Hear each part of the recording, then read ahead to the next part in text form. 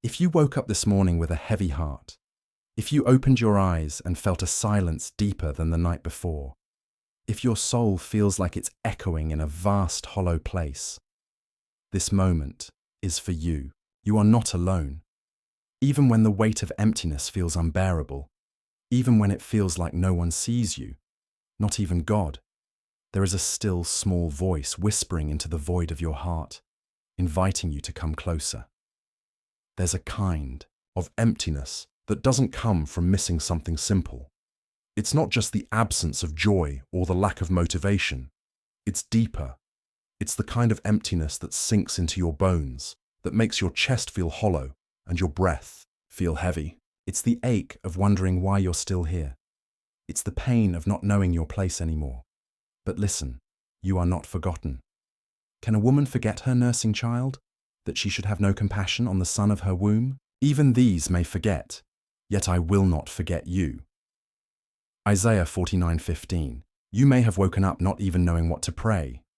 Your lips may not form the words, but your silence, even that is a prayer. The groans of your heart, the quiet tears in the early morning, God hears them all. Likewise, the Spirit helps us in our weakness, for we do not know what to pray for as we ought, but the Spirit Himself intercedes for us with groanings too deep for words. Romans 8:26. Start where you are. You don't have to feel holy. You don't have to pretend to be okay. You can bring your broken self into this moment, into this quiet morning, and lift your soul up like an empty vessel. God does not require you to be full before you come to Him. In fact, He invites you because you are empty. He invites the weary, the broken, the lost. Come to me, all who labor and are heavy laden, and I will give you rest. Matthew 11:28. That rest is not just sleep. It's not just a pause in life. It's the filling of your soul with something eternal. In the morning silence, close your eyes and let this be your whisper. Lord, I don't know what to do anymore. I feel numb. I feel lost. I don't know what's wrong with me, and I don't know how to fix it. But I'm here. I'm still breathing. I'm listening. Fill me. This is the kind of prayer that moves heaven. Not loud, not showy, not dressed in perfect words, but raw and real. That is worship. Your soul is like a cup that's been tipped over again and again, poured out for others, emptied by disappointment, drained by days where nothing made sense. But God is the restorer of the broken. He restores my soul. He leads me in paths of righteousness for His name's sake. Psalm 23:3. You are not a mistake. Your emptiness is not a sign that you've failed.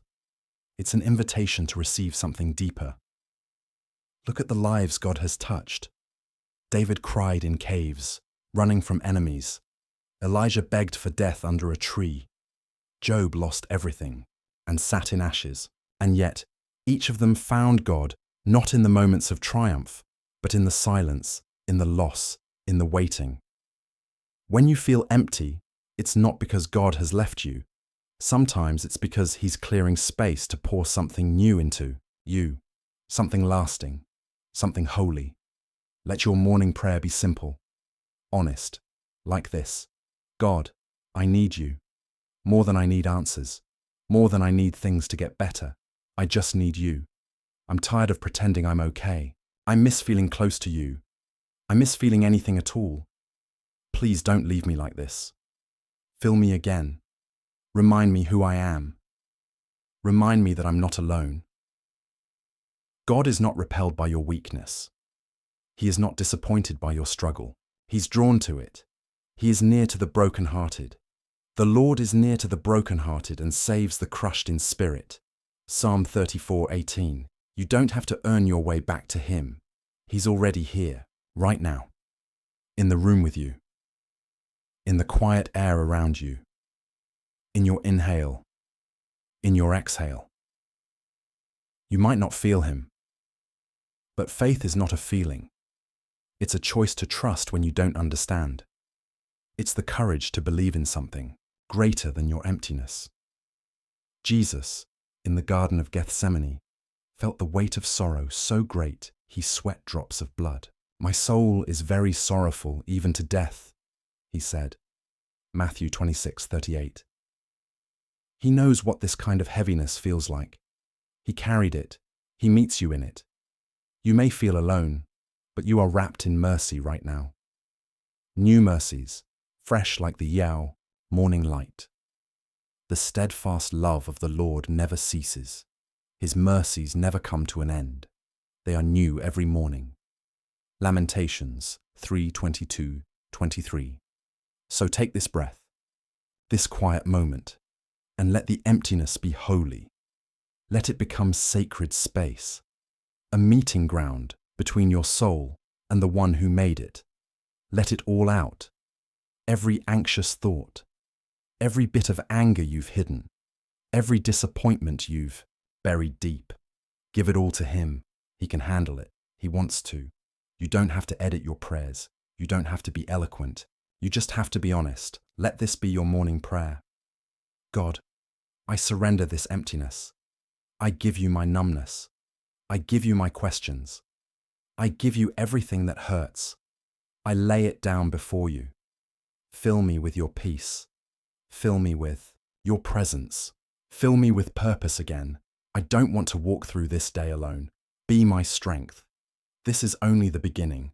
There is more he wants to give you, more he wants to heal, more he wants to show you. But first, he meets you here, in the stillness, in the need, in the whisper of your soul. Even when you don't see it, he's working. Even when you don't feel it, he's holding you. Let your spirit breathe. Let hope rise again, even if just a flicker. That flicker is enough for him to work with. You are not forgotten. You are not forsaken. You are not too far gone. This morning, let this be your foundation. Not your strength, but his. Not your perfection, but his mercy. We'll continue this journey. But for now, sit with this truth. You are loved. Right here. Right now. Even as the sun begins to rise and the world around you starts moving, your heart might still feel like it's stuck, like it didn't rise with the morning. But don't rush this moment. Healing doesn't follow a schedule. Restoration isn't bound by the ticking of a clock.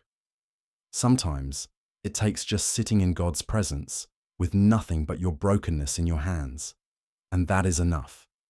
You don't need to explain why you feel this way. You don't need to justify your sadness or your weariness. God sees it all. He knows every unspoken word, every unshed tear, every battle you faced silently in the corners of your heart. You have kept count of my tossings, put my tears in your bottle. Are they not in your book? Psalm 56:8. The Creator of the universe knows your name. He knows your story, and he's not finished with it. That emptiness you feel? It's not the end, it's the middle. It's the sacred place between your deepest pain and your coming breakthrough. Hold on. Don't walk away from this moment. Let God speak into the silence you carry. Your emptiness is not a void, it's a vessel. It's the space God uses to pour in something divine, something no one else can give. You've spent so much time trying to be strong, trying to keep things together, trying to look fine when inside everything is falling apart. You've smiled when you wanted to scream. You've shown up for people when no one showed up for you. And that's why God is leaning in so closely right now. That's why his Spirit is hovering over your heart, like he hovered over the deep before creation, because you are on the edge of something new. In the beginning, God created the heavens and the earth. The earth was without form and void, and darkness was over the face of the deep. And the Spirit of God was hovering over the face of the waters. Genesis 1:1-2. Don't be afraid of the void. God creates in the dark. He speaks into emptiness and calls forth beauty. He speaks into your soul and says, "Let there be light." Let this prayer rise again from within you, even if it's faint, even if it's cracked. Lord, create in me a clean heart. Make something new out of this mess. I don't want to live numb. I want to feel again, even if it hurts, because at least I'll know I'm alive. And I want to be alive in you. Fill this empty space with your presence. This isn't the time to shrink back. This is the time to draw near, to press into the presence of the one who knows you more intimately than you know yourself. He formed you in the secret place.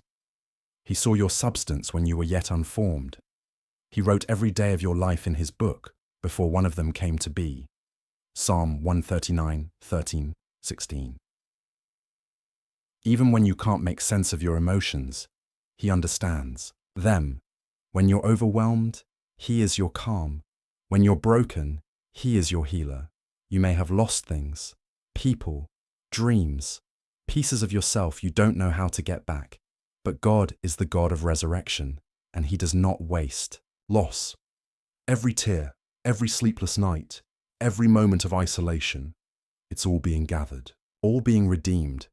Think of the woman at the well, broken, isolated, ashamed, and yet Jesus met her in the heat of the day when no one else would. He looked past her shame and into her soul. And what did he offer her?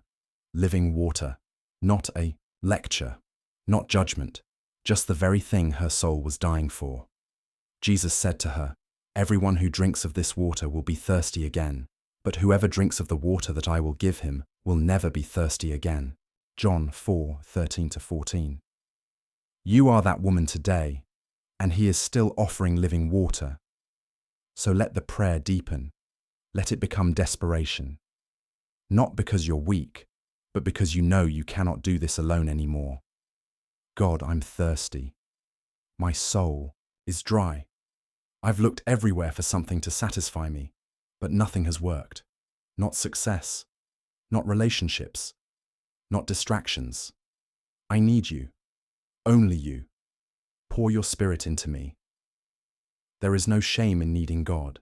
There is no shame in being empty. The ones who were filled were the ones who admitted they were lacking. The hungry were fed, the poor were lifted, the broken were made whole. Blessed are those who hunger and thirst for righteousness, for they shall be satisfied. Matthew 5:6. This morning, don't settle for surface prayers. Go deep. Dig into the soil of your soul. Let God uproot what doesn't belong. Let him heal what you've hidden. Let go of the lie that you're too much, or not enough, or too far gone. Let go of the idea that you have to have it all figured out before coming to him.